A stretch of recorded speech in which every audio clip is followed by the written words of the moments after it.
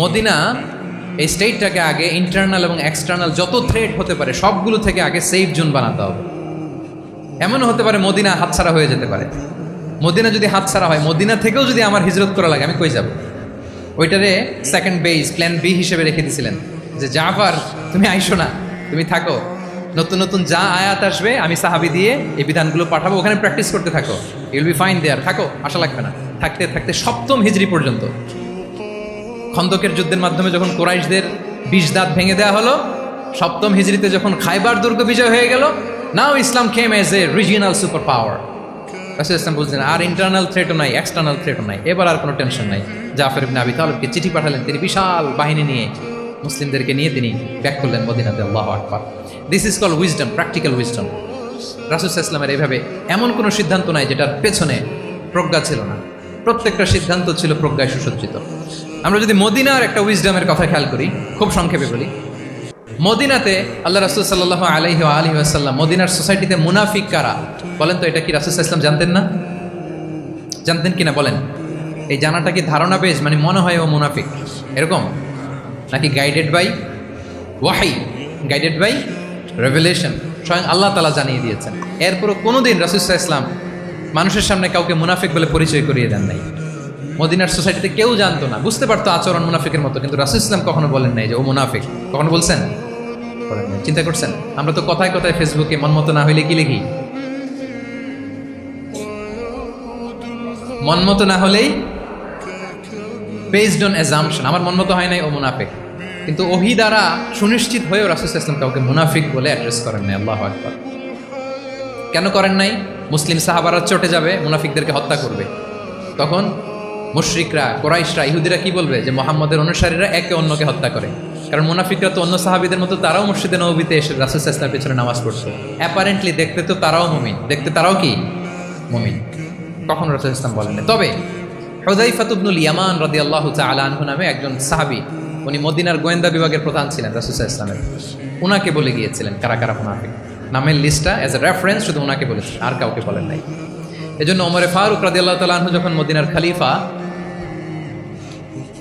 তখন তিনি কেউ মারা গেলে ওনাকে যখন জানাজার ইমামতির জন্য বলা হতো, উনি দেখতেন যে ওই জানাজায় হুযায়ফা গিয়েছে কিনা। যদি হুযায়ফা ইবনুল ইয়ামান ওখানে যেতেন, উনি ওই নামাজের ইমামতি করতেন। আর যদি দেখতেন ওইখানে হুযায়ফা নাই, ওখানে ওমরও নাই রাদিয়াল্লাহু তাআলা, আল্লাহু আকবার, তিনি কৌশলে পাশ কাটিয়ে বলতেন অন্য কেউ এই নামাজের ইমামতি করে দাও, আমি যাব না। আল্লাহু আকবার। তাহলে রাসূল সাল্লাল্লাহু আলাইহি ওয়াসাল্লামের উইজডম দেখেন, তিনি কমিউনিটির মধ্যে ইউনিটি ধরে রাখার জন্য কখনো মুনাফিকদের নাম বাই নেম তাদেরকে চিনতেন, কখনো ডিসক্লোজ করেন নাই। আল্লাহু আকবার। This is called wisdom. তাহলে 11 নম্বর কি ছিল? Practical wisdom. লাস্ট পয়েন্ট, অনেক লম্বা হয়ে গেছে আলোচনা। শেষ নাম্বার হচ্ছে 12 নম্বর হচ্ছে, লাস্ট পয়েন্ট হচ্ছে সাকসেশন ম্যানেজমেন্ট।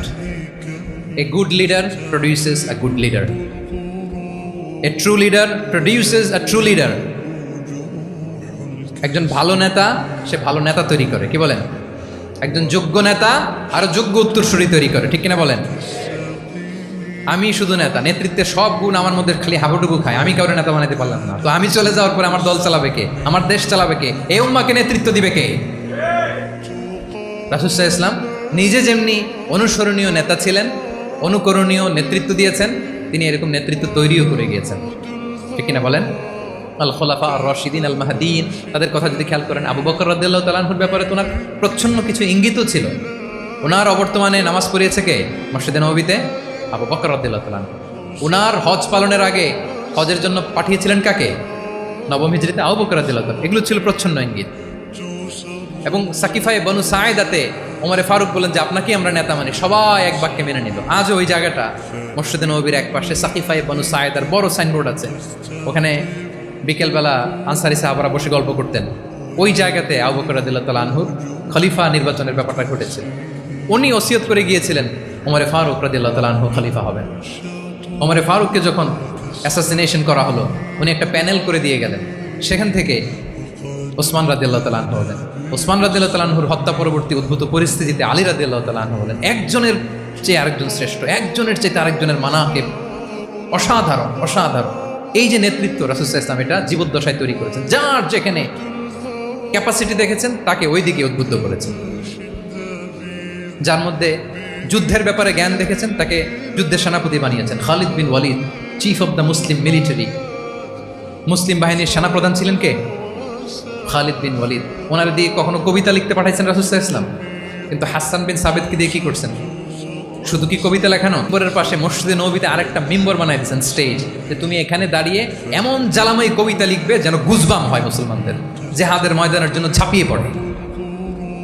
তাহলে খালিদ বিন ওয়ালিদকে দিয়ে এক কাজ করিয়েছেন, হাসান বিন সাবিতকে দিয়ে আরেক কাজ করিয়েছেন। মুআয ইবনে জাবাল রাদিয়াল্লাহু তাআলা আনহু প্রশাসনিক কার্যক্রম ভালো বুঝতেন। মদিনা রাষ্ট্রের সবচাইতে বড় সিনিয়র আমলা ছিলেন মুআয ইবনে জাবাল। ইয়ামানের গভর্নর করে পাঠিয়েছেন, ওনার এটাতে যোগ্যতা ছিল। যার যেখানে তিনি প্রতিভা দেখেছেন ইসলামের কল্যাণে, রাসূল সাল্লাল্লাহু আলাইহি ওয়াসাল্লাম ওই প্রতিভাগুলোকে কাজে লাগিয়েছেন। এইভাবে ওনার সাকসেশন ম্যানেজমেন্ট উনি করে তুলেছেন।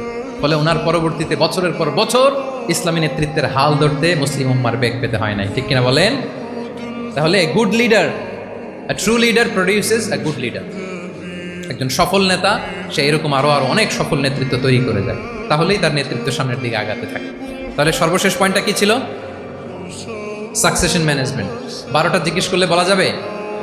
হ্যাঁ, নোট করে রাখছেন বোধহয় না? খুব খুশি হয়েছে আমি। মাশাআল্লাহ। শ্রোতা যদি ভালো হয়, শ্রোতা যদি দেখি যে না আমার সাথে সাথে মাথা নাড়ায়, রেসপন্স করে, উত্তর দেয়, তখন কথা বলতে ভালো লাগে। মানে এত গরমের মধ্যে, এত কষ্টে, অল আর সোয়েটিং, বাট এত মনোযোগের সাথে আপনারা শুনেছেন। আল্লাহ তাআলা আপনাদেরকে কবুল করুক।